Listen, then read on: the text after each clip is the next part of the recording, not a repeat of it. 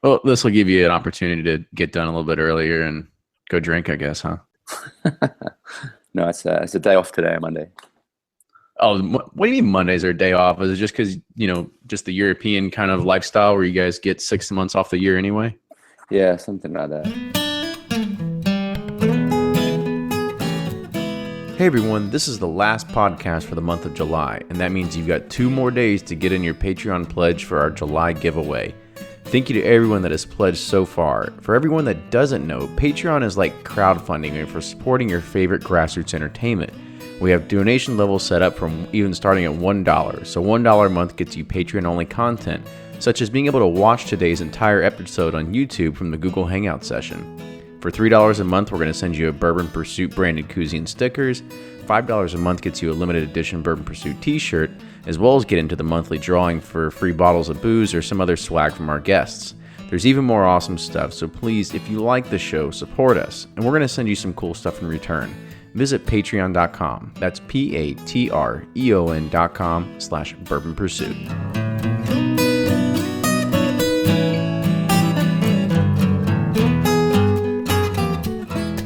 Welcome back to another episode of the Bourbon Pursuit podcast. Kenny's here. We are not having Ryan today. Ryan is actually in his busy season right now. This is comes one of those times where we always say that this podcast is something it's a great hobby for us, but we always have to focus on our families and our actual careers first off. So he's not going to be able to make it today, but I am joined by a great guest. Thankfully, I could make it, right? I've got some of that luxury of being able to work wherever I am. I'm not sitting there tending to spraying chemicals in yards like Ryan does. So he has to work during the day, and depending on the inclement weather is when he can make it and when he can't. And especially during this time of the year, the wintertime, he's much more available. So we're going to miss his quick witty remarks today. But we'll go ahead and we'll talk about our guest, because I think this is going to be an interesting one. You go around and you see Bulleit Bourbon all across any liquor store you kind of go to here in the States. But we've got our guest today is actually not from the U.S. He is based over in London, and we have Tim Judge. Tim is the global ambassador for Bulleit Bourbon. So Tim, welcome to the show. Yeah, thank you very much. It's great to be here. So my first podcast, my first Google Hangout. So see, we're gonna knock it all out. Yeah, we're gonna get you a lot of firsts right here, and I think you're gonna be a first for us too. Like talking a lot of this stuff about Bulleit for the first off, and then as we had mentioned before we started recording here, that we'd like to have you come back on again, because I think it'd be good to learn more about the international bourbon market as well, because I'm sure there's some things that aren't necessarily seen here in the States that you would see in, or maybe even the growth factor. But today we really want to focus on Bulleit and you and all those great things. And so the question that we always ask our guests is kind of, how did you get into, bourbon or whiskey in the first place? It goes back about, if you go back about 10 years, about 2005. I was living in the UK. I had various bartending jobs here, there, and everywhere. But my mum passed away at Christmas 2005.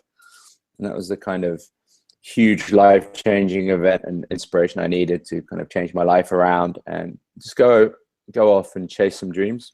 So beginning of 2006, I quit my job in England. I was running a beach resort down on the tourist town of Falmouth in Cornwall. And flew to probably the furthest away place in the world, so went over to New Zealand with no real plans, but a dream to become a real cocktail bartender and really kind of get into that side of it in a country that I'd always wanted to visit. Got a one-way plane ticket, landed in New Zealand, toured around the country for a bit, and then got myself a job at one of the top cocktail bars. Really got into the whole cocktail scene, started to enter some competitions, and I started to win a lot of competitions and found that I was actually not so bad at making drinks.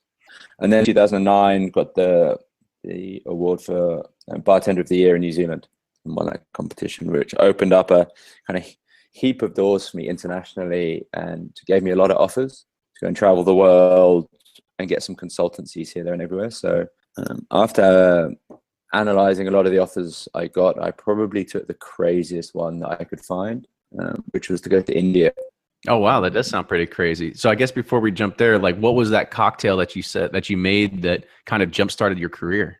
It was a whole series. So cocktail competitions are generally about a series of cocktails and how you perform and present across a series. So it was a number of competitions I did, from vodka brands to rum brands to bourbon to scotch.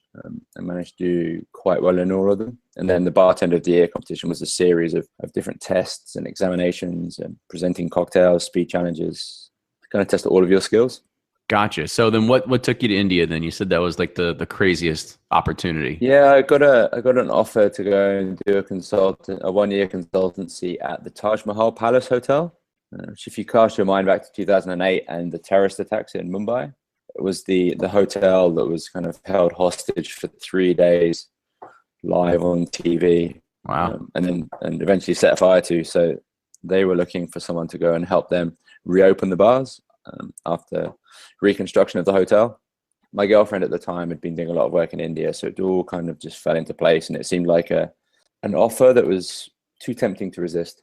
Yeah. Well, it sounds pretty crazy, but it's pretty awesome at the same exact time. So I did 3 years in India. One of the most amazing experiences in my life. To go to a country that is so unique, so full of energy, and so vibrant. It was just amazing. And then, so from there, I got into the kind of whole brand ambassador world. And then 2.5 years ago now, was given the offer of becoming a global brand ambassador with Diageo. Told that I could pick any brand within the reserve portfolio that I wanted to work with, and Bulleit was the first choice. So I guess why would you choose Bulleit then? What made you so I guess attracted to that particular label or brand? For me, it was a love of American whiskey. Always been a huge bourbon fan. Brown spirits in general is my thing, but bourbon and rum were always two of my favorites. And then also the opportunity to go and work with Tom Bulleit. It's very rare that you get to go and work with the founder of a brand that isn't some sort of tiny startup, but it's a big, well-established brand.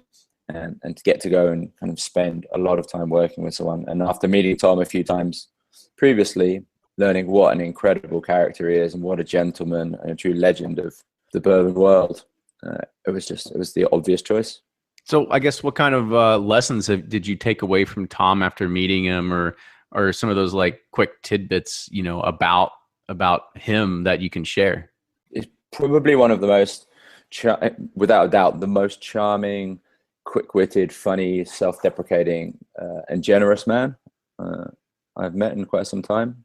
Mm-hmm. My first meeting with Tom was in Kentucky, and we were going to have breakfast on the Dixie Belle down on the river. Knew who Tom was, introduced myself to Tom, and he's like, "Hey Tom, hey Tim, nice to meet you." We chatted for about half an hour, and then he starts fumbling around in his pockets, and he pulls out the keys to his car, and he's like Tim, what's this in my hand? And I just look down, and I'm like, "Well, it appears to be the keys to your Porsche, Tom." "Oh, you're right, Tim." And then just hands me the keys, and then tells me that I'm going to be his driver for the rest of the day. There you go. He didn't want to feel like calling an Uber. You're his own personal Uber for that day then, right? Yeah, exactly. And then he had the little freak out moment when he realizes that I'm from England and I drive on the other side of the road. Yeah. And sit on the other side of the car. Yeah, I was about to say, I was like, your shifting hand is the other one, right? Yeah, exactly. So, we've had global ambassadors on the show before, and, they talk a lot about, the job is talking to bartenders and about their bourbon, or attending events and handing out cocktails. But you're a global ambassador. So what more does that entail than just having those two types of things that are involved? So for me, the ambassador program with Bulleit is a big part of I would say our strategy, because we do very little advertising. You'll see the occasional giant Bulleit logo plastered up somewhere around the US, but that's all we really do. So we focus a lot of our time and our energy in partnerships, and the brand ambassador community that we've built around Bulleit is a huge part of that. So in the US, we have a whole team across the country who run programs like the Bulleit Woody, which I'm sure you've seen. It kind of runs around the US. And in Europe, we have a team of 12 ambassadors now across Europe, all focused on Bulleit. So I manage that program. I help kind of devise drink strategies to make sure that we've got some great serves for people. And one of the really cool things that I get, and probably the coolest part of my job right now, is I get to do some really, really cool creative collaborations. So because Tom's got this amazing story of he was a lawyer, former Vietnam vet, and then 1986 he wanted to kind of chase his dreams of becoming a bourbon man. He's through and through Kentucky, grew up in Louisville, lived in Lexington. He had dreams of becoming, of having his own bourbon brand. So in 1987 he launched Bulleit Bourbon and chased those dreams and quit a very successful law practice. So what we do now is we look for people that have a similar story. So kind of creative entrepreneurs who had a job that was kind of not very exciting, and then quit everything, risked everything that they had to chase their dreams. And we find these people, and then we try and do like some really cool collaborative projects with them. So I guess the most famous one in the US we've done is the Noble Denim partnership. I'm not sure if you've heard of this one. No, I sure haven't. But we partnered with Noble Denim, a company out of Cincinnati, to create the world's first barrel-aged jeans. Interesting. Yeah, so we worked with them to kind of come up with an idea of how we can tell the story of bourbon and denim in a single product, and it all came down to aging, because both products age, and the result of aging get better with age. So with bourbon, the longer it spends in the barrel, the more influence the wood has on the spirit. And with denim, the older the jeans get, the more faded they become, and the more they tell the story of the person that owns them. The idea was to kind of combine those two stories into a pair of jeans. At least, we've always seen like a history of jeans here, at least in the US. Like, I guess across the pond, fashion's always a little bit different, right? But I think it was a few years ago, like you always want to just, everybody, as soon as you got a new pair of jeans, you want to cut holes into them and take a pair of scissors right through the knees and go wash them and get them frayed. And then as of late now, it's like very like slim, dark blue, like the darkest blue kind of jeans you can get. Never wash them. Yeah, exactly. I wash them like once every 2 years. No, so that's definitely an interesting concept. It sounds like that was a really fun project to work with, and we kind of we really find interesting projects like that. Try and do things that haven't been done before, push the boundaries, and really engage these creative people. I'm currently working on a project where we found a guy from South Africa who was a chef who moved to London with the dream of becoming a bicycle builder. So he hand builds steel bikes of an incredibly high standard. And his family also comes from a long line of Coopers. So they used to build, his father, his grandfather, his great-grandfather used to build barrels that aged South African brandy, and his father used to work for Jim Beam. And now he's one of the most awarded custom bicycle builders in Europe. So we're doing a project with him right now to create a Bulleit bike. Yeah, where we kind of try and tell the story of Bulleit and the production of the bourbon through a physical bicycle. And we'll just touch on you real quick, because I'm sure that kind of rings touches your heartstrings when it talks about bikes, right? So kind of give everybody an idea about you and a life outside of the brown spirits. So there's two big passions outside of spirits, which tend to kind of get involved in work as well, and that's cycling and coffee. So since I was knee high to a grasshopper, I've been on a bike. I grew up living opposite a BMX track, so I would always kind of spend my time throwing myself off, much to my parents' disgust of coming back covered in blood and cuts and falling off my bike a number of times. And then got into mountain biking quite seriously, started racing. And now I've moved to London. It's not really many places to go mountain biking in London, so it's moved now to road bikes. So I spend as much of my time as possible cycling. And probably a good chunk of your money too, right? Because I know those high-end bikes aren't cheap. It's not a cheap hobby at all. So a cheap hobby. I just got back from the Alps and riding some of the mountains that the Tour de France guys go over. Just the best holiday I could possibly imagine. Then I also kind of try and bring a little bit of charity work into it as well. So every year I can set myself a challenge to raise money for charity. So this year I am cycling, running, and swimming 10,000 miles for charity. Well, it's 9,999 more I can do. So applaud you on that one.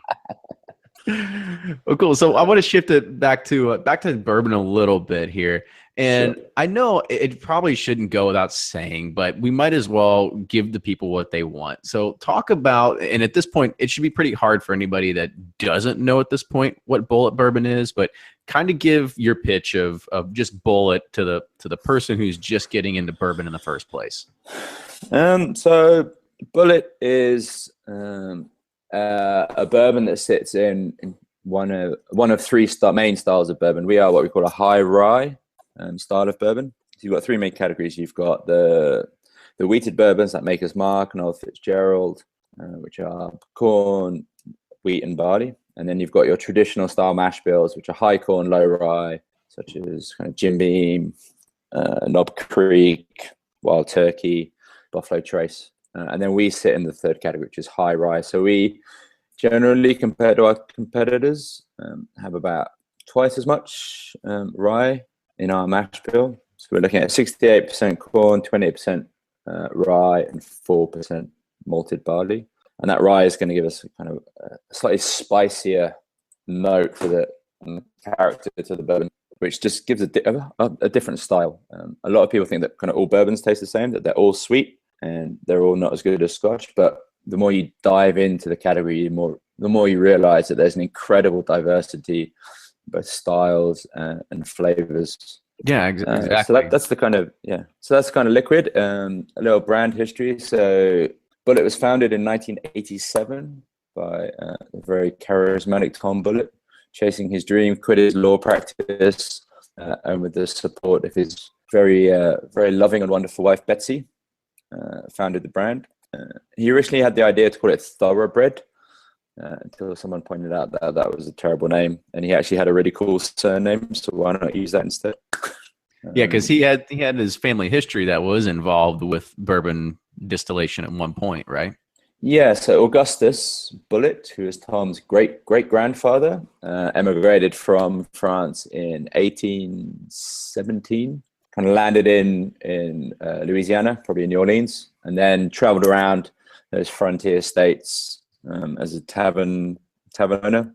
And most tavern keepers of that period would have also had a small still and would have been distilling their own bourbon to their own kind of personal recipe. So Tom kind of found the old family recipe that Augustus had used and decided to bring it back to life. So I guess talk about some of the individual expressions of each one, what makes one a little bit unique and different to the next, and maybe the pitch that you would do for those at a tasting event, since that's maybe your bread and butter is doing that a lot of times for people. Yeah, actually, I do a lot less tastings now than I used to. It's been a while since I've done one. But we've got 4 expressions now. Getting back in your skull there, and really call it some good memories. Back in the pond. Yeah, we've got 4 expressions now for you guys in Kentucky, and 3 around the rest of the world. So we've got the standard Bulleit Bourbon. So we've got our 68% rye, 68% corn, 28% rye, 4% barley, which is our typical bourbon mash bill, aged between 6 to 8 years in the casks. Again, like a lot of people do, it's char number 4 on the barrels and char number 2 on the stave. So we're looking at maximum char in the barrels to give that real kind of sweet, strong character to the whiskey. We've got our rye whiskey, which was launched in 2011. Which is doing just phenomenally well now. It's the world's best-selling rye whiskey, and has really been a huge part of the brand success in the past 5 years. Yeah, I mean, and it's a heavy rye too, right? Like 95% rye or something like that. Yeah, so it's the MGPI mash bill of 95% rye, 5% barley.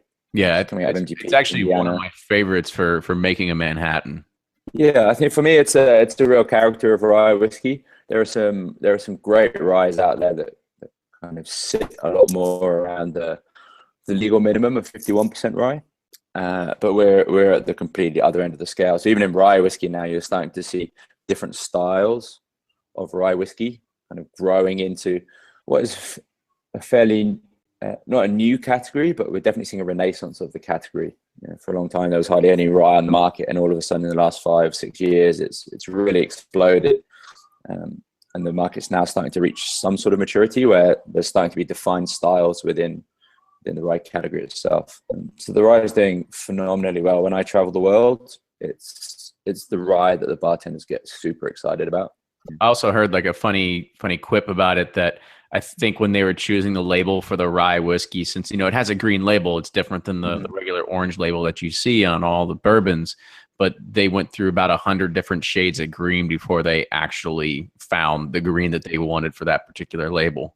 Yeah, it took a lot of, so the real funny story is that Hollis, Tom's daughter, would paint different shades of green on the wall. So they had this wall, and there was just like hundreds of different shades of green painted onto the wall, which Hollis had done, trying to find the right color for the label. Figured there's a good story behind it. Yeah. All right, I won't interrupt you, so keep going about the brands then. So we've got the rye. We've got the 10-year-old bourbon. So you got the same mash bill as the regular bourbon, but obviously 10-year-old minimum age, and then slightly higher ABV. So the bourbon and the rye kind of 45% ABV or 90 proof, as you guys will say over there. And then the 10-year-old is 45.6 or 91.2 proof. So it's just a slight change in the proof that just kind of really brings out a little bit more of the kind of punch that can be lost as you age spirits for a lot longer. I mean, bourbon ages a lot faster than Scotch, for example. You know, you're looking at a good 10, 12 years for Scotch to reach a minimum maturity in a lot of places. But obviously bourbon, because of the unique climate in Kentucky, ages a lot faster.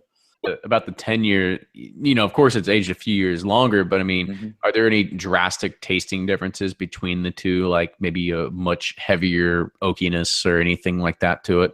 It's definitely a little bit richer. It's still got the characteristics of the high rye, so you've still got that kind of nice spiciness, balancing the initial sweetness of the corn, because the mash bill will always shine through in a good bourbon.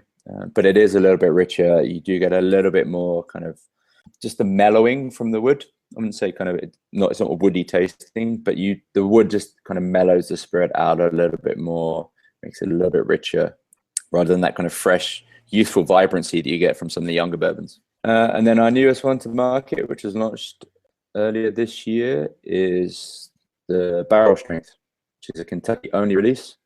So you guys are very lucky. The rest of the world is chomping at the bit. Yeah, we get on that. We get every once in a while. We get a few gems here that are local to us. Yeah. So have you actually had a chance to try the Barrel Strength yet? Yeah. So I've had a few pre-release bottles, and I've got a couple of bottles of it at home. But it is in high demand. We're trying to do a few events with it, and we basically have to order it from the distillery about 4 months out to kind of try and get our hands on some. Oh, really? Is that the kind of I guess you could say pre-ordering timeline that you get to be in front of there?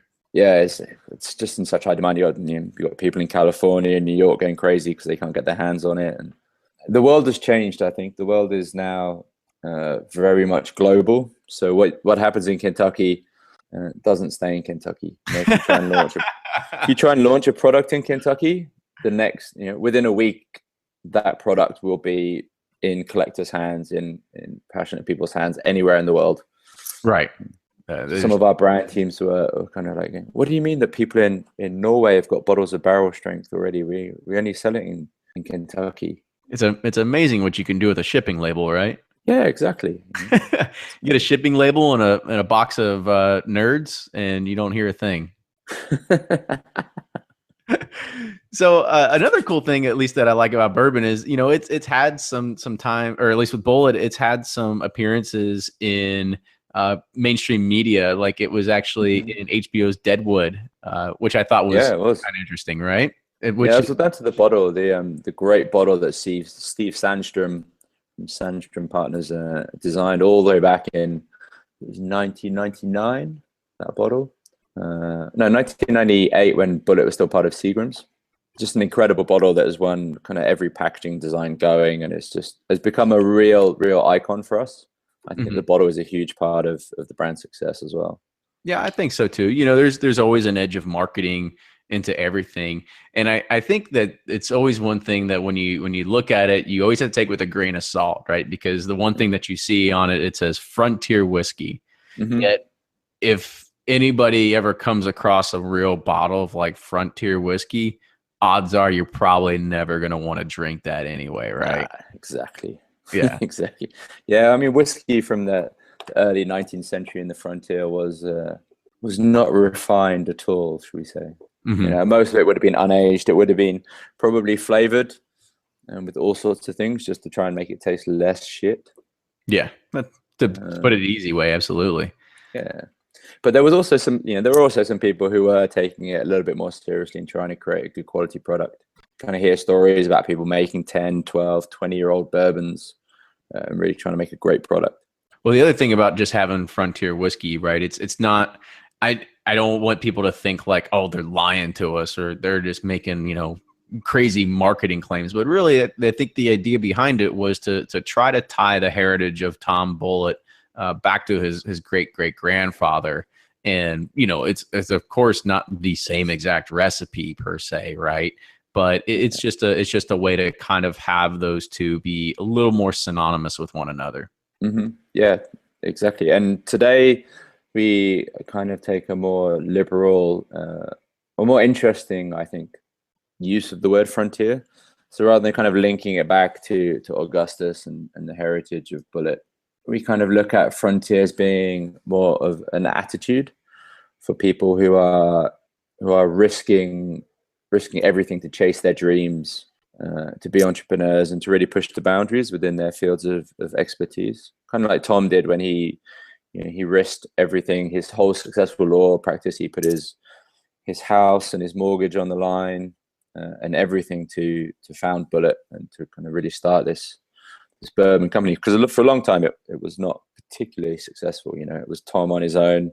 Well, actually with his daughter Hollis, kind of traveling from bar to bar, trying to kind of hand sell his bourbon to bartenders. And it's only it was that hard work and that groundwork that him and Hollis put in that have really laid the foundations for the success of the brand in the last few years. I'm trying to say that Frontier is now an attitude rather than like a physical place and time.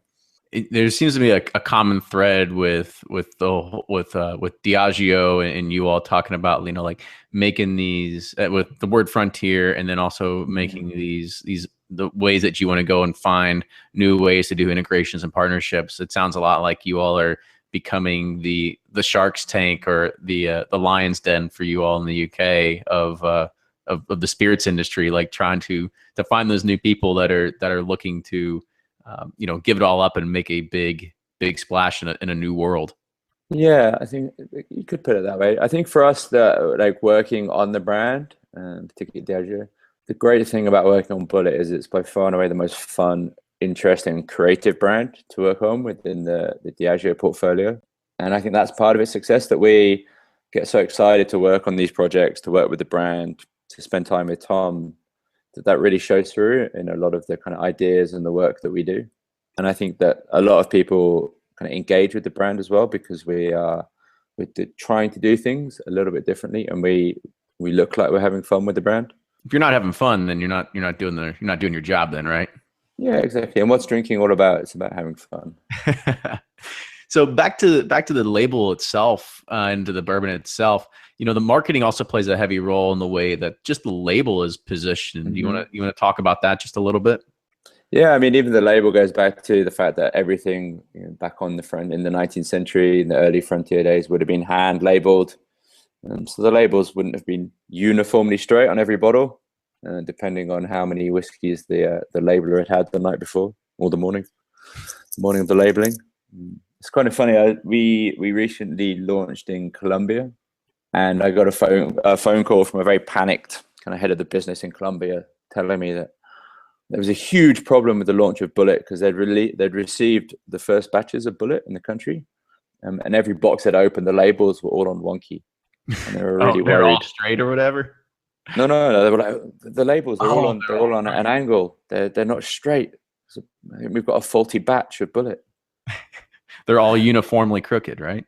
Yeah, exactly.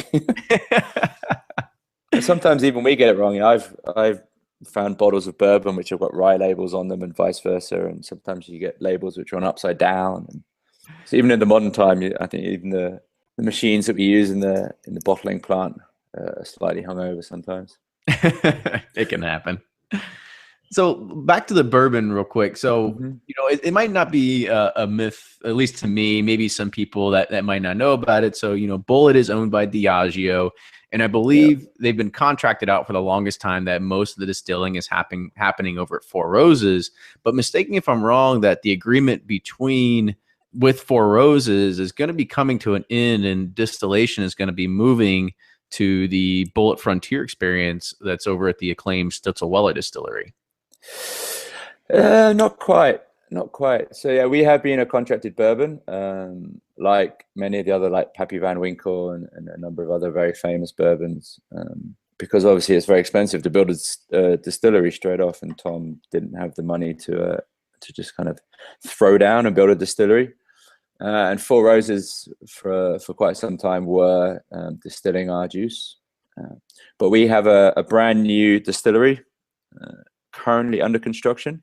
Should be opening beginning of 2017 over in Shelbyville. It's a huge investment by Diageo. It's a $180 million investment into Shelbyville. A huge site, 300-acre site, and a brand spanking new distillery. So we are very, very excited for the grand opening early 2017 of the Bulleit Distillery. There's already whiskey over there.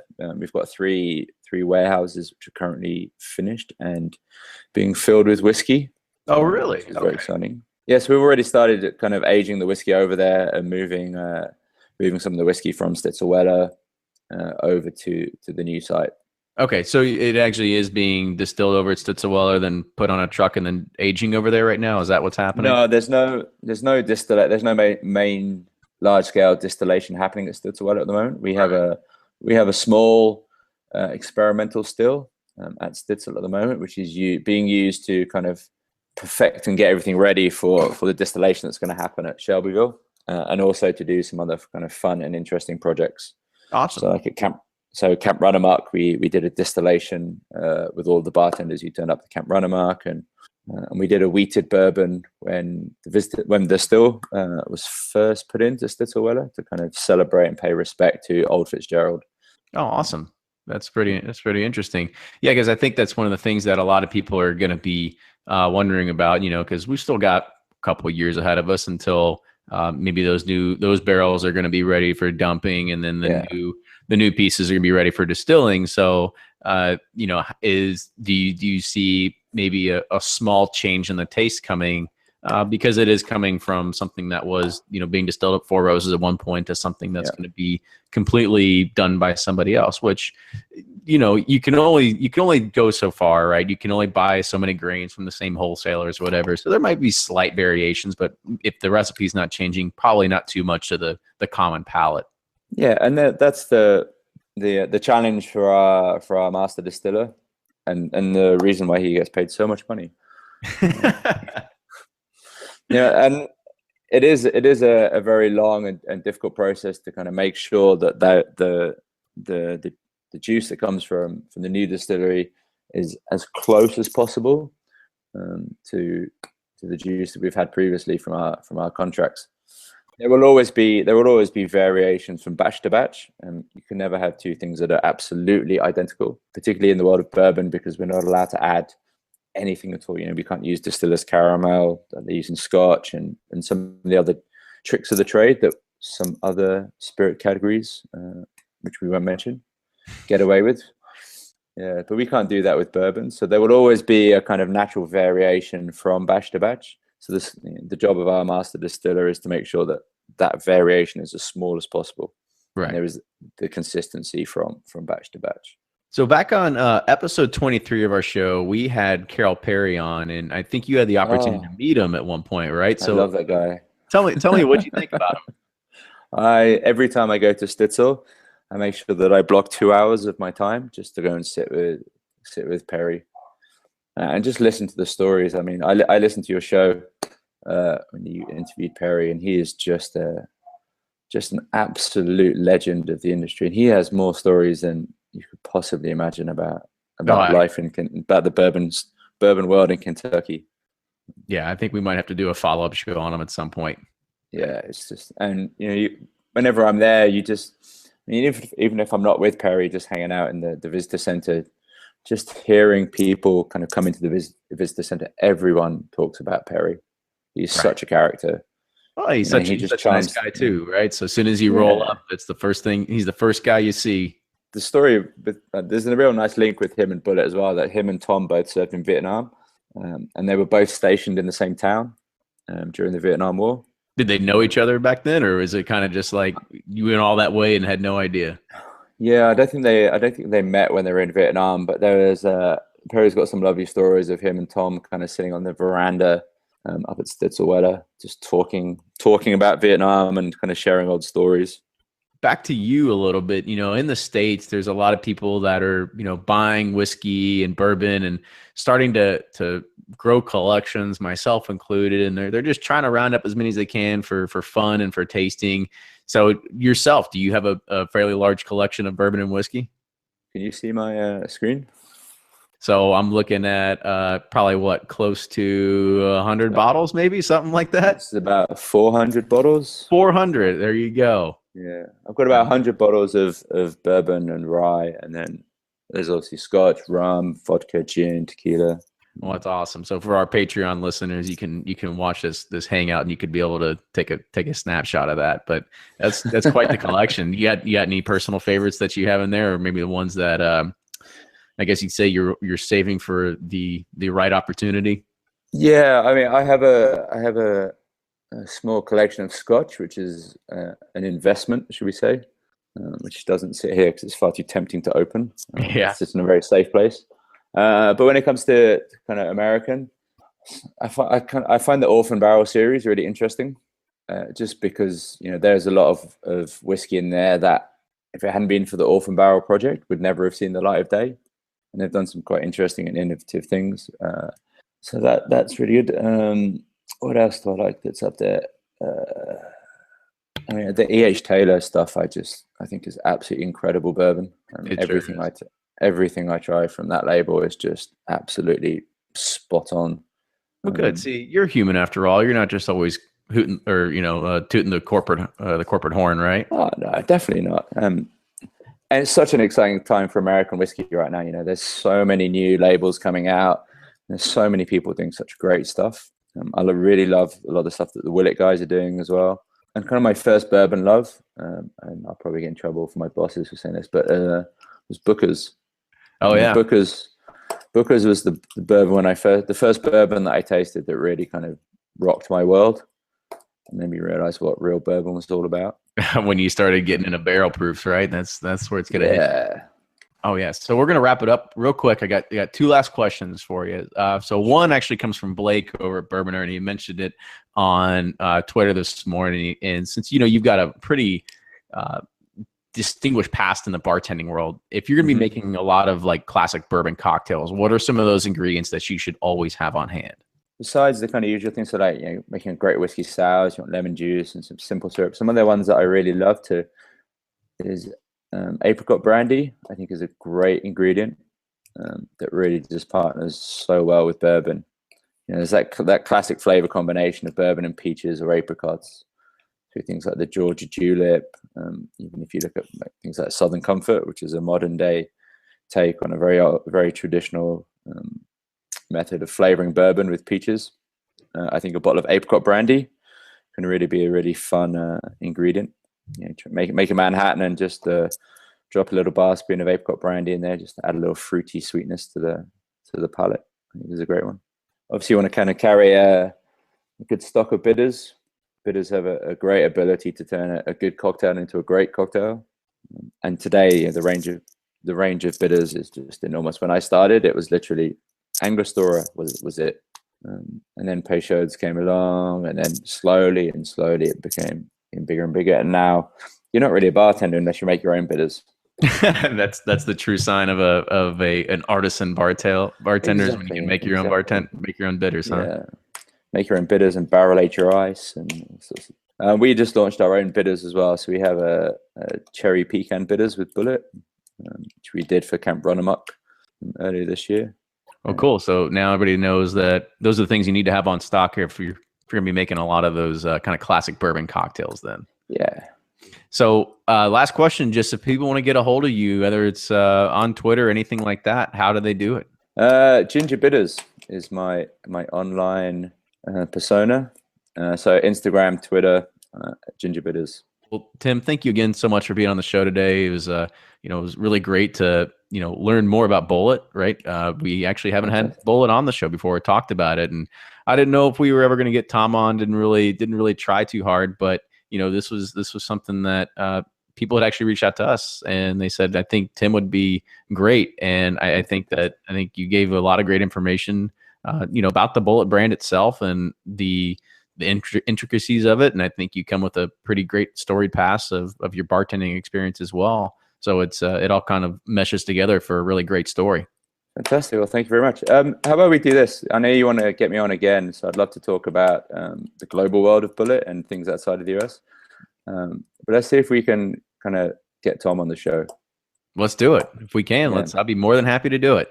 I would, yeah. So I'm in the US in September, so maybe we can kind of sit down with Tom and book in some time in September to do a show with him. I'm sure your guest would absolutely love to talk to Tom. He's such an interesting character. I've got mobile podcasting equipment. I can be anywhere at any time. Perfect. So if you like what you hear, make sure you subscribe to us on iTunes. You can also follow us on all those great social media channels. Follow us on like us on Facebook. Follow us on Instagram and Twitter. Also, if you like what you hear, please support the show. We can't keep taking all this time out of our daily lives to keep doing this without your support. So you can find that on Patreon. That's patreon.com/Bourbon Pursuit. And if you have any other show suggestions, comments, feedback, we take them all to heart. And send us an email. It's theduo, THEDUO @bourbonpursuit.com. And we will see you all next time.